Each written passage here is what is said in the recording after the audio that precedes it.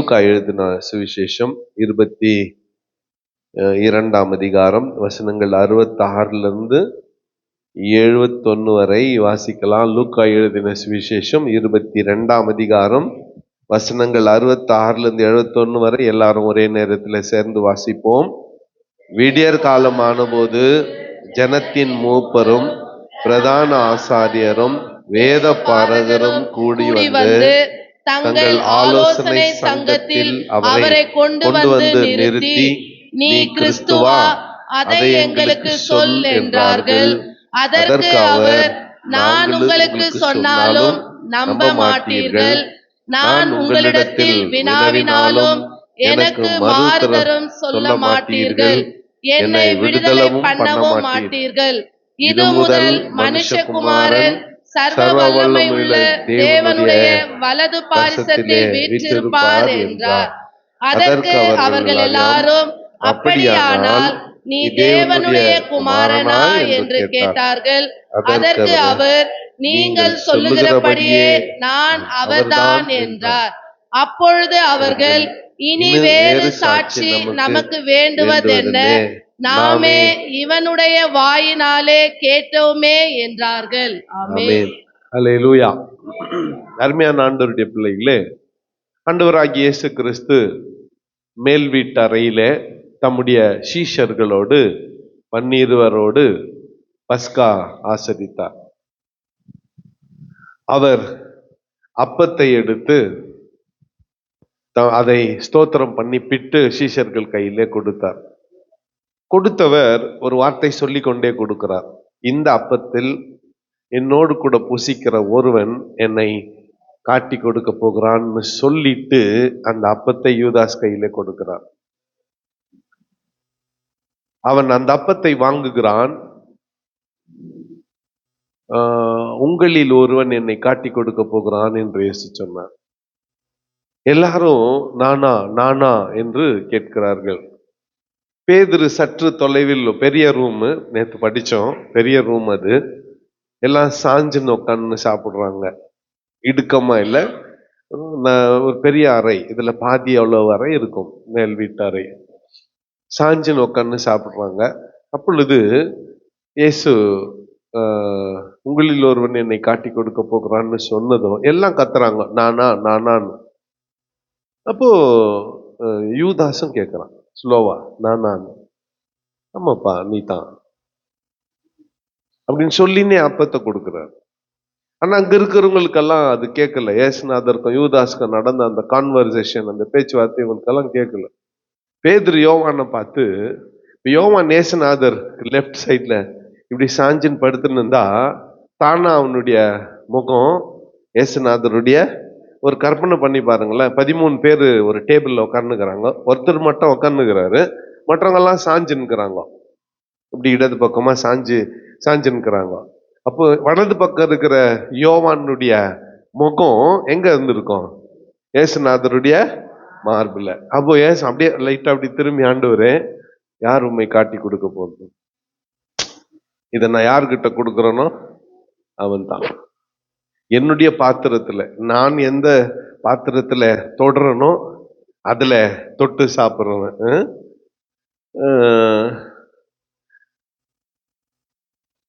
அத வாங்கினதும் பிசாசு அவனுக்குள் பிரவேசித்தான்னு நேற்று பார்த்தோம். எழுந்து போயிட்டான். சீஷர்கள், தூரத்தில் இருக்கிற சீஷர்கள் 2 பேர் பேசிக்கிறாங்க. என்னன்னு, ஏன் யூதா சேர்ந்து போறான்? ஒருத்தன் சொல்லி இருப்பான், பஸ்கா இல்லையா, ஏழை ஜனங்களுக்கு தானம் தர்மம் செய்யணும், அதுக்காக போயிருப்பான். இன்னொருத்தன் இல்ல இல்ல திராட்சை ரசம் குறைவுபட்டிருக்கோம், அதை எடுத்துக்கொண்டு வர போயிருப்பான். முடிவில் என்ன காரணம் என்று தெரிந்து விட்டது. யூதாஸ் அவரை காட்டி கொடுக்க எழுந்து போய்விட்டான் என்று தெரிகிறது. ஏசுநாதருடைய ரத்தத்திலே பங்கடையாத யூதாஸ், he never participated in the blood of Jesus.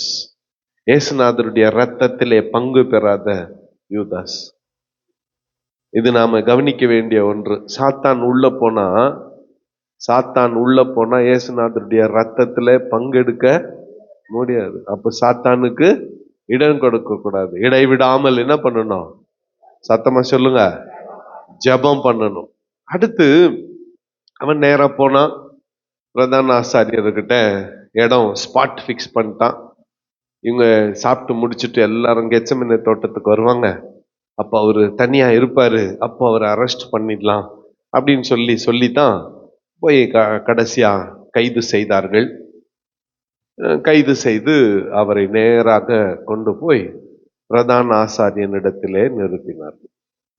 இங்க ஒரு அரசியல் பின்னணி என்னன்னா, 4 பேர் இப்ப ஞாபகம் வச்சுக்கணும். நீங்க அதை தொடர்ந்து 4 பேருடைய பெயரை தொடர்ந்து அங்க சுற்றி இருக்கிற ஒரு சின்ன ஸ்டோரி அதையும் ஞாபகம் வச்சுக்கணும். 2 பேரு யார் யாரு? ஏரோது, பிலாத்து. ஏரோது, பிலாத்து 2 பேரும் காற்பங்கு தேசாதிபதிகள். கலிலேயாக்கு ஒருத்தன் தேசாதிபதி, எருசலேமுக்கு இன்னொருத்தன் தேசாதிபதி. பிலாத்து எருசலேமுக்கு. அப்ப கலிலேயாக்கு யாரு?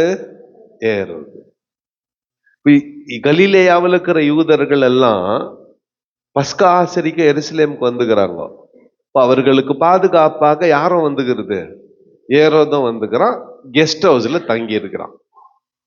முன்னதாக ஏரோதும் பிலாத்தும் நண்பர்கள். முன்னதாக அவங்க நண்பர்கள் தான். என்ன நடந்துச்சு? பிலாத்து என்ன பண்ணா, என் படத்தை தேவாலயத்துல மாட்டணும்னு சொன்னான். யூதர்கள் கிளர்ச்சி செய்தார்கள், கொலை செய்தான். திரும்பி அடுத்த நாள் ஒரு 2-3 நாள் கழிச்சு என் படத்தை மாட்டணும்னா யூதர்கள் கிளர்ச்சி செய்தார். நல்லா ரோம சாம்ராஜ்யத்துக்கு உட்பட்டு எருசலேம் இருந்தாலும் தேவாலயம் மட்டும் யார் கண்ட்ரோல்ல? யூதர்கள் கண்ட்ரோல்ல. மறுபடியும் கிளர்ச்சி செய்தார்கள், மறுபடியும் கொலை செய்தான். இதை கேள்விப்பட்ட ஏரோது என்ன பண்ணா, இதை குறித்த ஒரு லெட்டர் எழுதி ரோமாபுரிக்கு அனுப்பிட்டான். ரோமர் கேட்டிருந்தாங்க விசாரணை, என்ன கிளர்ச்சி நடக்கிறது, ஏன் அடிக்கடி யூதர்கள் கொலை செய்யப்படுகிறார்கள்னா, அதுக்கு அவன் என்ன எழுதியிருந்தான், இதுக்கு காரணம் யூதர்கள் இல்ல, தேவாலயத்துல தாம் படத்தை மாட்ட சொல்லி பிலாத்து கட்டாயப்படுத்துறாரு, யூதர்களுக்கு அது பிடிக்கல, அதனாலதான் கிளர்ச்சி செய்யறாங்க, அதனால அவர் கொலை செய்யறாருன்னு எழுதிட்டான். அங்கிருந்து ஆர்டர் வந்துடுச்சு, நீ பேசாத இருக்கணும், உன் படத்தெல்லாம் மாட்டக்கூடாது அப்படின்ட்டு ரோமாபுரி லெட்டர் எழுதிட்டாங்க. இதனால இவருக்கு பிலாத்துக்கு ஷேம் ஆயிடுச்சு. எனக்கு இந்த நிலைமை வர்றதுக்கு, தலைமை என் மேல கோவப்படுறதுக்கு யார் காரணம்? ஏறது தானே காரணம். 2 பேரும் ஃப்ரெண்ட்ஸ் ஆந்தவனுங்க பிரிஞ்சிட்டாங்க. இதை தொடர்ந்து ரோம சக்கரவர்த்தியை கொலை செய்ய 2 பேரு அங்க திட்டம் தீட்டி அவங்க கொலை செய்யறதுக்கு முன்னால கண்டுபிடிக்கப்பட்டுச்சு. அதுல ஒருத்தன் ஏரோது கால்பங்கு தேசாதிபதி அவருக்கு ரெக்கமெண்ட் பண்ணவன். இவனுக்கு இவன் வந்து ரோம தலைமைக்கு சொன்னா தலைமை இவனை ஏற்படுத்தினாங்க தேசாதிபதியா. இப்ப தலைமையில ரெக்கமெண்ட் பண்ணவனே ஜெயில போட்டாங்க. இப்ப ரோமர் என்ன விசாரிச்சுங்கிறாங்கன்னா, இந்த கொலை திட்டத்துக்கு யாரெல்லாம் தொடர்புல இருக்கிறாங்கன்னு விசாரிச்சுக்கிறாங்க. அப்ப பிலாத்துவையும் விசாரிச்சுக்கிறாங்க, ஏரோதுவையும் விசாரிச்சுக்கிறாங்க. இப்போ இப்படிப்பட்ட ஒரு சூழ்நிலை பின்னால நடந்து கொண்டிருக்கிறது. இப்ப பிரதான ஆசாரியரிடத்துல கொண்டு போய் நிறுத்தினார்கள். அடுத்து மக்களுக்கான பிரதான ஆசாரியன் அண்ணா, மக்களுக்கான பிரதான ஆசாரியன் என்ன பண்ணாங்க, இந்த ரோமர்கள் எப்போ பிலாத்துவ எருசலேமுக்கு அதிபதியா நியமிச்சாங்களோ அப்போ பிரதான ஆசாரிய பட்டத்திலிருந்து அண்ணாவை தள்ளிட்டு அண்ணாவுடைய மருமகனாகிய காய்பாவை பிரதான ஆசாரியனா ஏற்படுத்தி இருந்தாங்க. ஜனங்க அதை ஏத்துக்கல. ஜனங்களுக்கு யார் தான் பிரதான ஆசாரியன்? அண்ணா தான் பிரதான ஆசாரியன். பட் ரோமருக்கு யார் பிரதான ஆசாரியன்? காய்பா. சொல்லுங்க, ரோமருக்கு யாரு? காய்பா. ஜனங்களுக்கு யாரு?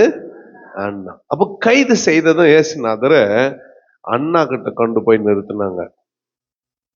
பிரதான ஆசாரியன், அவன் ஜனங்களுக்கான பிரதான ஆசாரியன். நீ மேசியாவா எங்களுக்கு சொல்லணும்னு கேட்டாங்க.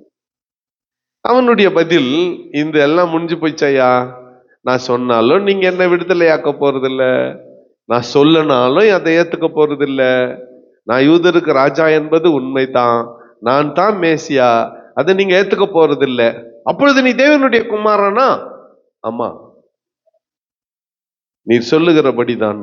இவன் வேற சாட்சி ஒன்றும் தேவையில்லை அப்படின்னு சொல்லிட்டான். இப்போ இவங்களா தண்டிக்க முடியாது. ஜனங்களுடைய பிரதான ஆசாரியன் தான் யாரு? அண்ணா. காய்பா முன்னால கொண்டு போய் நிறுத்துகிறார்கள். காய்பா முன்னால கொண்டு போய் நிறுத்தும் பொழுது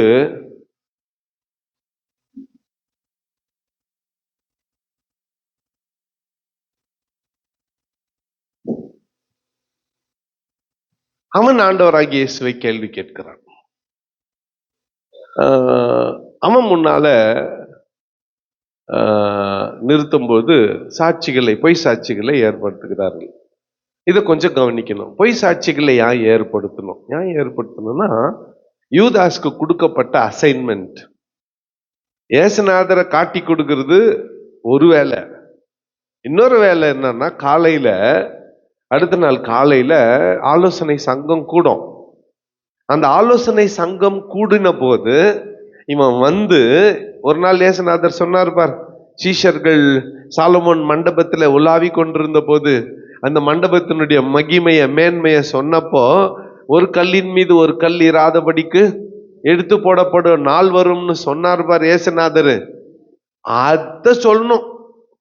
ஆமா, இந்த தேவாலயத்தை இடிச்சிட்டு 3 நாள்ல கட்டுவேன்னு இவன் சொன்னான்னு சாட்சி சொல்லணும். இயேசுநாதரோட 3.5 வருஷம் யூதாஸ் இருந்தவன். அந்த யூதாஸ் வந்து இயேசுநாதர், அவரை போய் யாரு சிலுவையில் அறிய முடியும்? 5 அப்பம் 2 மீன் 5000 பேருக்கு கொடுத்த போது அவரை பிடிச்சி ராஜாவா பண்ண நினைச்சாங்க. இவரு கூட போனா பிரியாணிக்கு குறை இல்லை.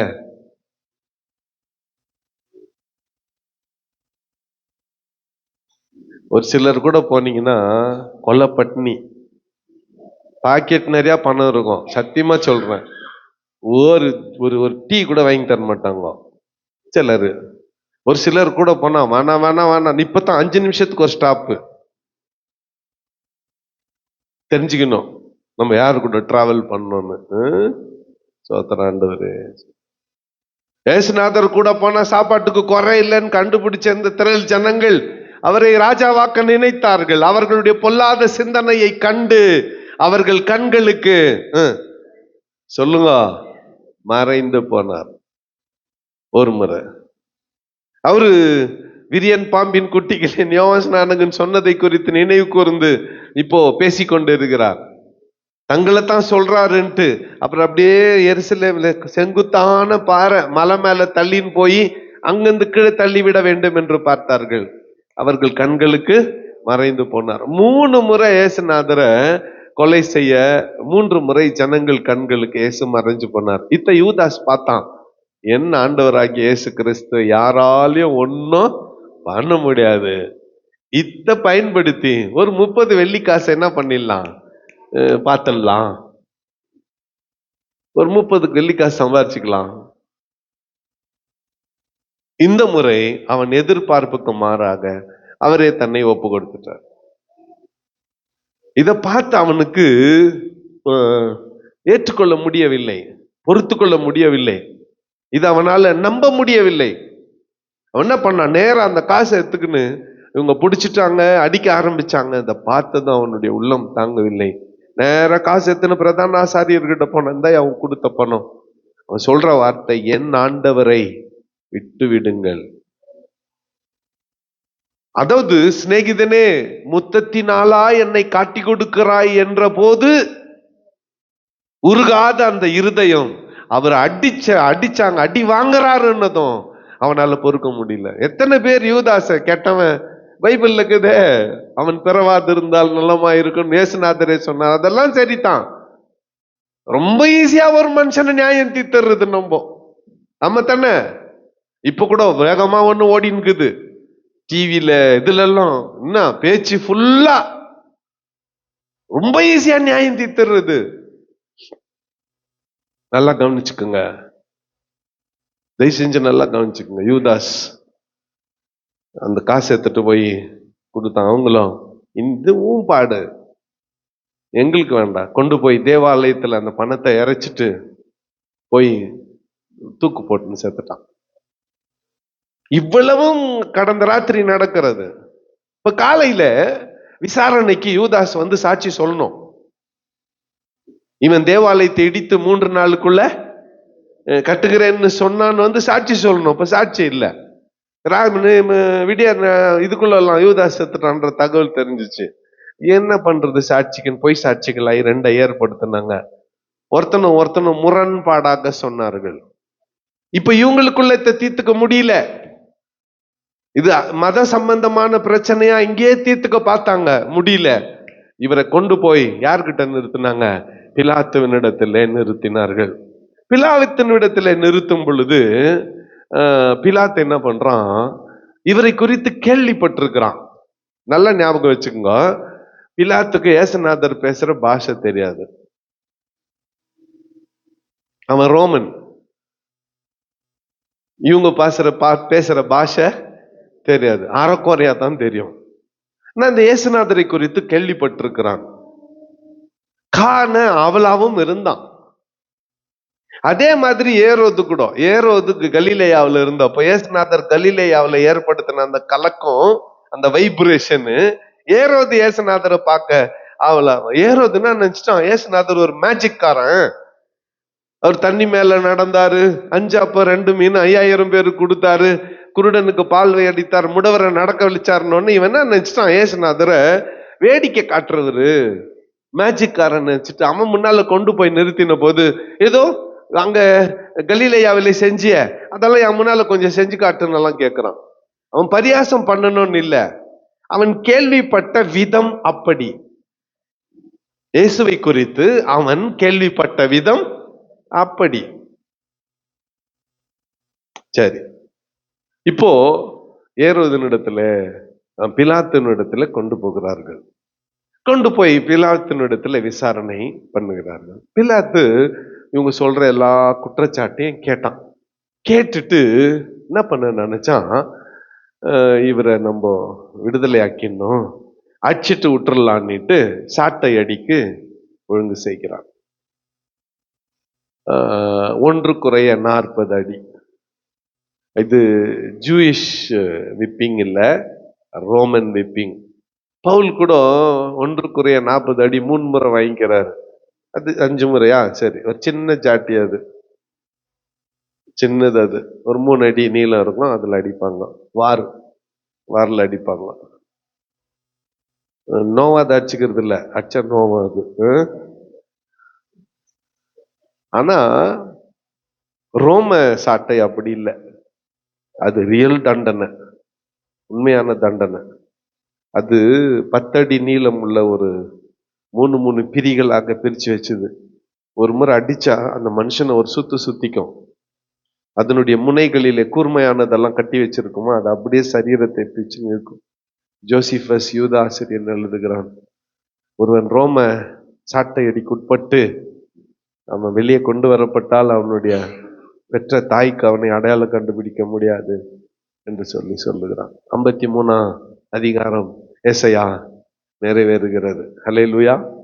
என்ன சொல்லி இருக்காங்க? அவர் தேவனால் வாதிக்கப்பட்டு சிறுமைப்படுத்தப்பட்டவர் என்று எண்ணினோம். வாசிங்க அந்த வசனத்தை. ஏசாயா 53:4.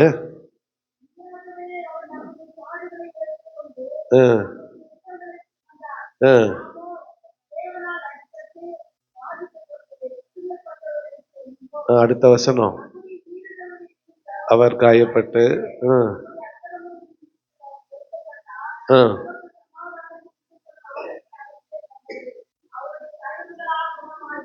ஆமென், நமக்கு சமாதானத்தை உண்டு பண்ணும் ஆக்கினை அவர் மேல் வந்தது. நல்லா கவனிங்க என்ன நடக்கிறது. அந்த இந்த வார்த்தை அங்கே நிறைவேறுகிறது. இதுக்கு சென்டர்ல இவன் தண்டனை கொடுத்து கொண்டு வந்து இயேசுநாதரை நிறுத்திட்டு, இதோ அந்த மனுஷன் ஏன் சொன்னான்னா, அவருடைய உருவம் அப்படி ஆளை மாத்திட்டாங்களோ என்னமோன்னு சந்தேகப்படும்படியாக அவருடைய உருவம் மாறி இருக்கிறது. அந்த நேரத்துல இந்த கலிலேயன் யூதருக்கு ராஜா என்று தன்னை அறிவித்துக் கொண்டான்னு ஜனக்கூட்டத்தார்ல ஒருத்தர் சொன்னான். உடனே பிலாத்து, இவன் கலிலேயனா அப்படின்னு சொல்லிட்டு கலிலேயா நாட்டுக்கு அதிபதி ஆகிய ஏரோது வந்திருக்கிறான், இவனை ஏரோதனிடத்துல கொண்டு போங்கள் என்று அனுப்புகிறான். இயேசுநாதரை ஏரோதனிடத்துல கொண்டு போறாங்க. அங்க போனது அவன் இவரை வேடிக்கை காட்டும்படியாக, இது நான் என்ன இப்படி பண்ணுவாமே, நீ தண்ணி மேல நடப்பியாமே, 5 அப்பம் 2 மீன் 5000 பேர் குத்தியாமே அப்படின்ற கேள்விகளை எல்லாம் அவன் கேட்டுக்கொண்டு இருக்கிறான். இயேசுநாதர் ஒரு பதிலும் சொல்லவில்லை. இதுக்கு சென்டர்ல பிலாத்து வீட்டுக்கு போன விசாரணை கூடத்துக்கு வரப்போ அவங்க மனைவி கிட்ட இருந்து ஒரு லெட்டர் வருது. என்னன்னு, ஐயா நான் தூங்க போனேன், என் தூக்கத்துல இந்த மனுஷன் நிமித்தமாக எனக்கு மிகுந்த கலக்கம் ஏற்பட்டது. அந்த மனுஷன் ஒரு பாவமும் அறியவில்லை, அவரிடத்துல ஒரு தப்பும் இல்லை, அவர் என்ன பண்ணிடணும், நீ விடுதலை ஆக்கிடணும். ஏரோது பிலாத்துவா எங்கிட்ட அனுப்புனாரு? ஆமா, பிலாத்து தான் அனுப்புனாரு. இந்த கலிலேயன்னு சொன்னாங்க, ஆகவே அனுப்புனார். உடனே ஏரோது இயேசுநாதரை என் அதிகாரத்துக்கு உட்படவில்லை, மறுபடியும் யார்கிட்ட அனுப்புங்க, மறுபடியும் யார்கிட்ட கொண்டு போங்க, பிலாத்துக்கிட்டே கொண்டு போங்கன்னு திருப்பி அனுப்பிச்சான். அதனால்தான் அந்த வசனம், அன்று அதுவரை விரோதிகளாயிருந்த இவங்க 2 பேரும் என்ன ஆயிட்டாங்க, நண்பர்கள் ஆயிட்டாங்க. இயேசுநாதரை மறுபடியும் பிலாத்தினிடத்துல கொண்டு வருகிறார்.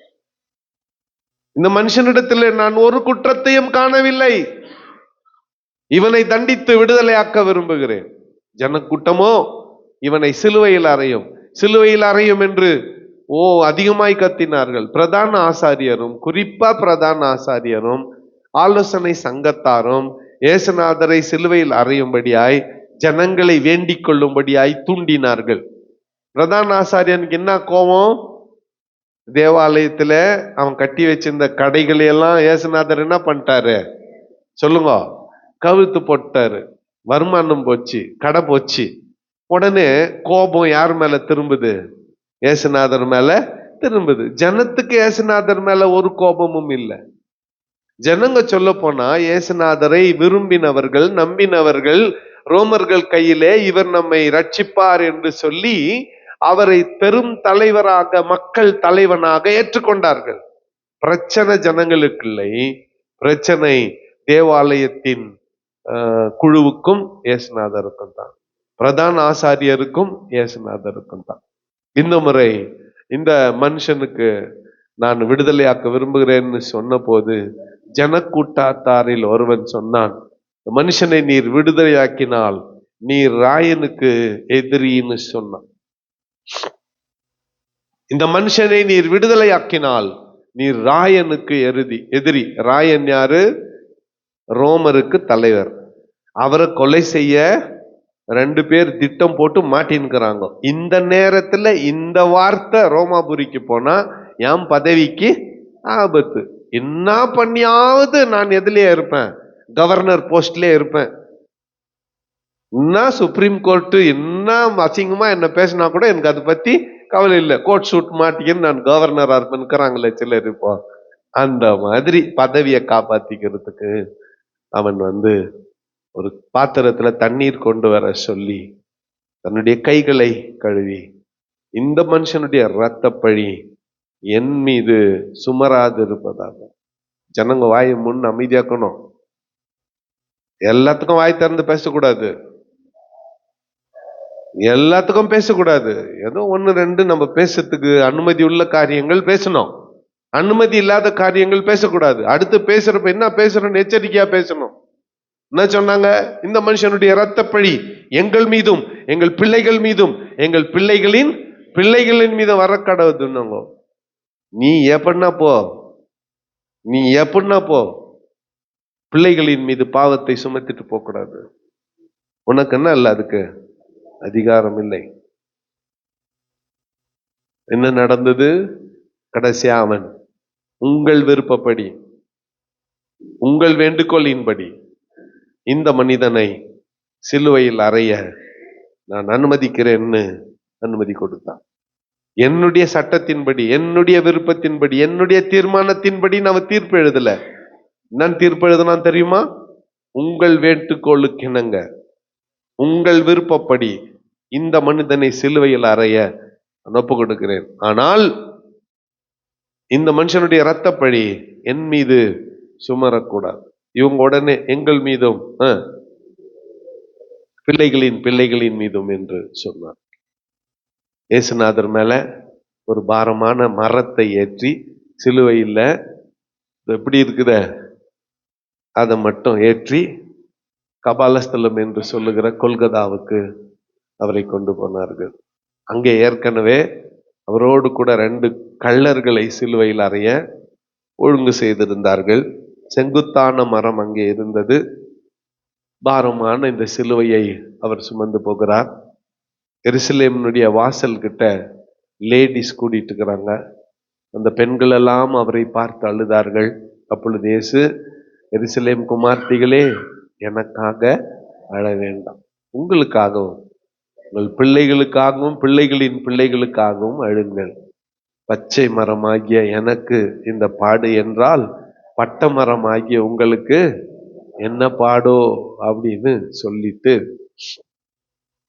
இயேசுநாதர் நடக்கிறார். அங்கே ஒரு ஒரு ஒரு ஒரு ஆப்பிரிக்கன், எத்தியோப்பியன் ஒருத்தன் வர்றான். இவரால் அதை சுமக்க முடியல, பாரமான அந்த மரத்தை. இரவெல்லாம் தூக்கம் இல்லை, சாட்டையால் அடிபட்டது.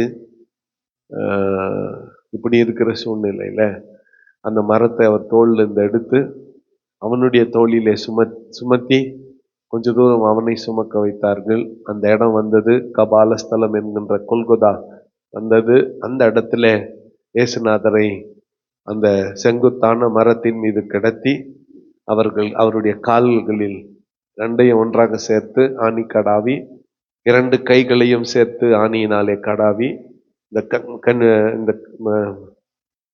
என்ன இது பேரு, மணிக்கட்டு கிட்ட கயிறு போட்டு சிலுவையிலே அவரை கட்டினார்கள். He was tied to his altar. அவருடைய பலிபீடத்தில் அவருடைய கரங்கள் கட்டப்பட்டது. அருமையான ஆண்டவருடைய பிள்ளைகளே, இவைகள் அனைத்தையும் ஆண்டவராகிய இயேசு கிறிஸ்து உன்னையும் என்னையும் ரட்சிப்பதற்காக, உன்னையும் என்னையும் மீட்பதற்காக, உன்னையும் என்னையும் தம்முடைய பிள்ளையாய் மாற்றிக்கொள்வதற்காக இவை அனைத்தையும் சகித்துக் கொண்டார். ஒவ்வொரு வருஷமும் வருது பெரிய வெள்ளிக்கிழமை. ஒவ்வொரு வருஷமும் நாம சிலுவை தியானத்தை தியானிக்கிறோம். ஒரு மாற்றம், சின்ன மாற்றமாவது ஏற்பட வேண்டும். At least a small change. இந்த சின்ன மாற்றம் நம்முடைய சொல்லால, செயலால. ஆண்டவருக்கு விருப்பம் இல்லாததை சொல்லக்கூடாது, பேசக்கூடாது. ஆண்டவருக்கு விருப்பம் இல்லாததை செய்யக்கூடாது. ஒரு சின்ன மாற்றமாவது நம்முடைய வாழ்க்கையிலே ஏற்பட வேண்டும். இத்தனை பாடுகளும் நமக்காக, நம்மை மீட்பதற்காக, அவருடைய பிள்ளைகளாய் நம்மை மாற்றிக்கொள்வதற்காக. இதுல எத்தனையோ நிலைமைகளில் அவர் தன்னுடைய வீரத்தை காட்டி இருக்கலாம். அவர் தன்னுடைய வீரத்தை காட்டி இருக்கலாம். அப்படின்னா அவங்க அப்பா எப்படிப்பட்டவர்? ஒரு ராஜா கேட்கிறான், ஆண்டவரே, எங்களுக்கு விரோதமா 10 லட்சம் பேர், இவ்வளோ பெரிய கூட்டம் வந்துருச்சு, இவர்களுக்கு எதிர்த்து நிற்க எங்களுக்கு திராணி இல்லை, உதவி செய்யும். இன்னொருத்தன் ஜெபம் பண்ணான், பலனுள்ளவனுக்கு ஆகிலும் பலனற்றவனுக்கு ஆகிலும் உதவி செய்கிறது உமக்கு, நீ ரொம்ப ஈஸியா உதவி பண்ணுவ ஆண்டவரே, எனக்கு உதவி போய். இன்னொருத்தன், இப்படி யார் உதவி செய்தாலும் சும்மா ஒரு தூதனை அனுப்பினாரு. 185,000 பேர் செத்து கிடந்தாங்க. முன்னால போய் இந்த தூதன் பின்னால வந்தாரு. எகிப்தின் ஆர்மி, முழு எஜிப்சியன் ஆர்மி, எகிப்தின் சேனையே கடல்ல மூழ்கி போயிடுச்சு. இன்று கண்ட எகிப்தியனை இனி நீ காண மாட்டாயின்னு 90 வயசு பாட்டி ஏஞ்சி டான்ஸ் ஆடினாங்க. இதெல்லாம் செஞ்சவர் தம்முடைய சொந்த குமாரன் சிலுவையிலே துடித்து கொண்டிருந்த போது அவரை காப்பாற்ற முடியாது. அவரால் கண்டிப்பா முடியும். ஆனா அப்போ இயேசுநாதர் முகம் அவருக்கு தெரியவில்லை. என்னுடைய முகம் தான் தெரிந்தது.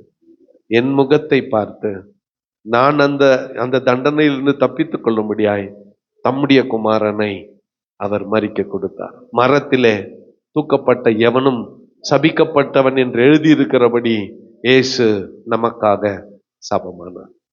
இதைத்தான் இந்த கால வேளையிலே நாம் புரிந்து கொள்ள வேண்டும். கர்த்தர் தாமே இந்த வார்த்தைகளை நமக்கு ஆசீர்வதித்து தருவாராக. கண்களை மூடி நாம் ஜெபம் செய்வோம். ஆவிலே ஏவப்பட்ட ஒருவர் கேட்ட வார்த்தைகளை நினைவு கூர்ந்து ஆண்டவராகிய இயேசுவின் சிலுவையினுடைய தியாகத்தை நினைவு கூர்ந்து அவருக்கு நன்றி சொல்லி ஒருவர் ஜெபியுங்கள்.